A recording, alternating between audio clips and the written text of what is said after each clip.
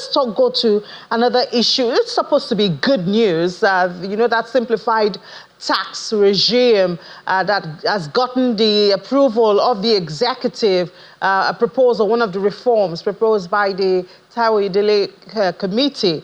So we're going to see how that could work, talking about withholding tax. Celebrating that small businesses, I think, with transactions lower than 2 million naira are exempted from that. But how does it work? Because we hear that it's going to be reduced from source, so it's going to be deducted from source. Let's talk to tax experts to help us, because some of these tax issues could be really confusing and scary. We have in the studio Mr. Vincent Okokuni. He is the Senior Manager, Commercial Practice at Anderson, Nigeria. Obviously a tax expert that we can speak to at this time. Good afternoon, and thank you so much for your time. Good afternoon, good to be here. Yes, so it's supposed to be a new tax regime, but help us to understand first. So the committee proposed, made one of these reforms proposal as an executive order, got the approval of the president. Now we see a letter from the Minister of Finance. So help us to understand the process before it comes to a level where it is being implemented. Okay, thanks very much. So just to give a big background of withholding tax, withholding tax is not a new concept. The idea is to, you know, raise funds for the government, basically, to say that when there are transactions that are known as qualifying transactions for withholding tax, there should be a deduction at source, and then when that deduction is made, you remit to the government on behalf of the service provider. And then when the service provider is required to file his tax returns, that amount that has been deducted and remitted on his behalf, he can then use as credits, you know, against his income tax payable. So this whole new regulation is one of the proposals that have been, you know, put forward by the Presidential Committee on Tax and Fiscal Reforms. And the overall objective is, you know, to try and simplify the process of deduction at source, you know, for withholding tax especially. And also, if you look at the regulation, I think there's also an objective of, you know, trying to expand the tax net by, you know, bringing in businesses that before now were not registered and therefore do not have, you know, a tax identification number. You know, so if you look at all of the processes, I mean, yes, we've seen that letter, the regulation issued by the Minister of Finance and the coordinating Minister of the Economy. You know, I think the overall objective is to, you know, try to simplify where necessary, because some of the rates have been, you know, amended, some have been increased, and some have been reduced. But I think overall, it will be interesting to see how it plays in the coming days. But I think beyond simplifying the process, a key objective that, you know, that this could achieve would then be, you know, bringing more taxpayers, you know, into the businesses into the tax net. So how does this implementation start? Where does it come from in practical terms? So, you know, our viewers watching can say this is how it's going to affect me, or this is going to affect my income or my purchases. Okay, so if you look at the regulation, it has a commencement date of 1st July 2024, which I think could be a challenge because, I mean, today is 4th July already. And then if you look at the commencement date of 1st July, the expectation is that businesses would have to implement immediately. But that may not be very smooth if you look at you know, the need for businesses to review their processes and to, you know, update their protocols and ERPs in order to, you know, to incorporate some of the changes that have been you know, introduced by this regulation. For example, a very common example is contract of service, where you make supplies, you know, under a contractual arrangement, and then you are required to deduct withholding tax at 5%, for instance, right? And then now the regulation has amended the rates. It's now reduced to 2%. So imagine a case where a business has made a deduction at 2% in compliance with the regulation, but then perhaps when the official gazette is you know, introduced, there may be some thoughts to say, okay, maybe a commencement date of 1st July would not be so, you know, realistic.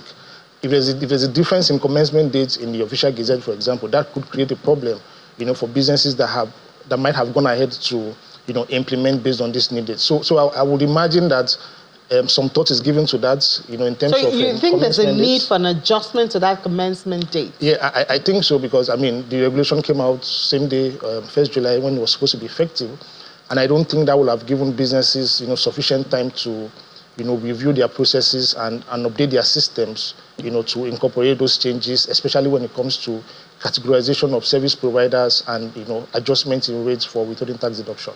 So when I read through the letter from the Minister of Finance, and it seems there's still processes to be, put in place, before we begin the proper implementation, just as you have noted, before it even gets to where businesses have to readjust and rearrange their systems and payment system and all of that. Yeah, again, withholding tax is not an entirely new process, right? It's always been in place where, as a service provider, I provide services to a customer, and the customer is required to deduct and remit. So as a business, I'm looking at it both as a service provider where customers are required to deduct from my invoice when they pay me, and also as a customer when I am also required to deduct, from payments I'm making to my service providers. So all of these processes have to be in place. There's also the exemption, if you will, for small companies who earn less than 25 million naira turnover in a calendar year. That also has to go into my system to be able to, properly capture that category of businesses to ensure that we don't deduct when they provide services to you as a business. So, this administration, I said it is big on ease of doing business. What does this say about the ease of doing business? Okay, so yes, like you mentioned, one of the objectives, has been to, overhaul the tax administration system in Nigeria, and to, try to make compliance easier for businesses. And for me, I always hammer on, voluntary compliance, because if, as a regulator, I have to chase businesses to, to comply with their tax obligations, you need to look at the resources I'm going to be expending, in trying to get them to comply. Versus because I think a couple of weeks ago we did see the cost of tax collection that has also increased in the country. Exactly. So I think in overall, if you look at the regulations, there are clear provisions that exempt, for example, small companies. There are also instances where where services are provided by companies and it doesn't exceed 2 million naira in a month. Such transactions should also not be liable to withholding tax. And for the insurance industry especially, there used to be this very big problem where brokers deduct their commissions up front, and then in the event of tax audits or reviews by the tax authority, FIS especially, it then becomes a problem asking businesses, insurance companies to account for withholding tax on the commissions that the brokers deducted up front. But that has also been taken care of to say that where brokers deduct commission up front, in line with the peculiarity of that industry, then such transactions would also not be liable to withholding tax because it's peculiar to the insurance sector. So that has been taken care of with these new regulations. So I think there's a balance in terms of addressing specific challenges of different industries and also protecting SMEs, and also beneath there's also this implicit objective of expanding the tax net. So, for example, one of the striking changes, right, is the requirement that where businesses do not have a TIN, for example, and then you provide a service, when the customer is paying you, the customer is supposed to deduct, from your payment and then, remit the withholding tax on your behalf. But in an instance where the service provider does not have a TIN, what the regulation has said is that the customer should deduct twice the amount they will have, deducted. So if I provide a service that is worth 100 naira, for example, and the withholding tax is supposed to be 5% ordinarily, so what you should ordinarily do as a customer is to pay me 95 and then deduct 5 and remit to the government on my behalf. But where I do not have a TIN as a service provider, what the regulation is saying is that you should deduct twice the amount, meaning 10, and then I only get 90 cash.